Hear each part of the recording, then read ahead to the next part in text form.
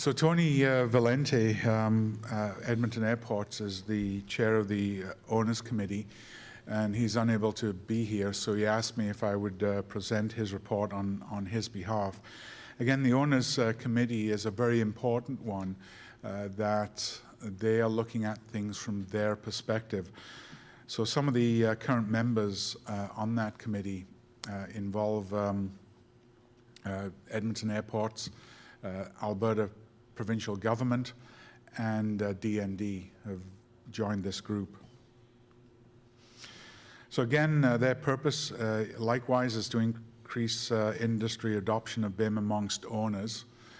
They want to do the job of selling BIM to owners, and as Tony put it to me, that they are in a very unique position with this committee of having good representation at private sector and at a public sector at both a provincial and federal level. So he feels very strongly that this committee that's really just starting to get going now is really going to be able to look at this very, very broad picture of BIM for owners and come up with answers and ways to promote BIM across all of these owners. So they want to investigate best practices of BIM project delivery. They're going to start looking at what they're doing internally within their organizations. And best practices is not about Hollywood BIM or everything going well. It's about what did work, what didn't work, and what did these groups do to solve those problems, or perhaps just simply leave the issue to be resolved in other ways. So it's not about glowing reports. It's about maturing an industry from an owner's perspective. Another area that they're very active in looking at is how does BIM get deployed within facilities management, and the importance of the owner's operations and maintenance level long after architects, engineers, and contractors have left the job.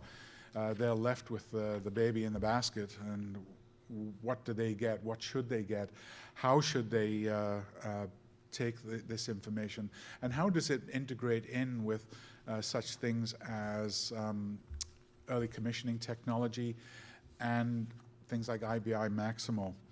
And they want to standardize these practices and protocols for use by owners by developing a set of very simple guidelines along the lines as what Tom just pointed out, that they could have simple language that could be put into RFPs to allow for the industry to respond at a level that is they're comfortable with.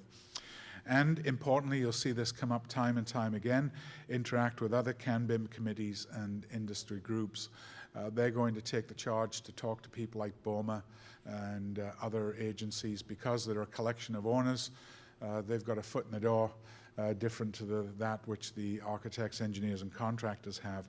But importantly, they do see this as working with the committees to feedback and say, is this a reasonable thing that they can do? So the present membership is quite light, but they're looking to expand. They've got Amin Hamad, John Hale, Brian Oakley from the Alberta Infrastructure, City of Calgary, and Edmonton Airports. So again, looking to expand that out, but this is the group that has started working on the things they have. So what have they done? Well, they've held an introductory meeting. They've discussed these areas of focus. BIM and facilities management is very high, standards and best practices, particularly around construction operations, building information exchange. COBE 2 is identified in the NBIMS 2 standard, but what does it mean to the industry? What does it mean to actually have a project that uses COBE in such a way that it's beneficial and isn't onerous for the industry? And to develop a project delivery manual in terms of BIM and integrated project delivery. And they want to maintain these industry linkages, as I say, collaborate with other CanBIM committees, but also to maintain linkages outside with, for example, they don't have the City of Edmonton on there or the City of Toronto.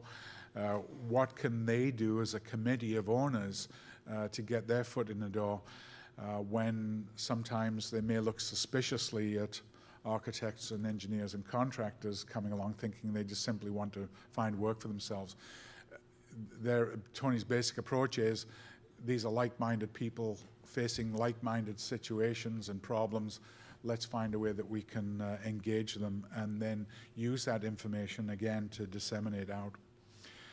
Their activities is they want to develop terms of reference for the group, committee charter. They haven't done theirs yet, but they're working on that with particular influence in these three areas: BIM and facilities management, standards and best practices for owners, and how can BIM help in integrated project delivery. And then from there develop on their yearly goals. So that briefly is Tony's report. Tony did say that he'd be more than happy to entertain any calls, questions, emails to him, and he is looking forward to having some additional members.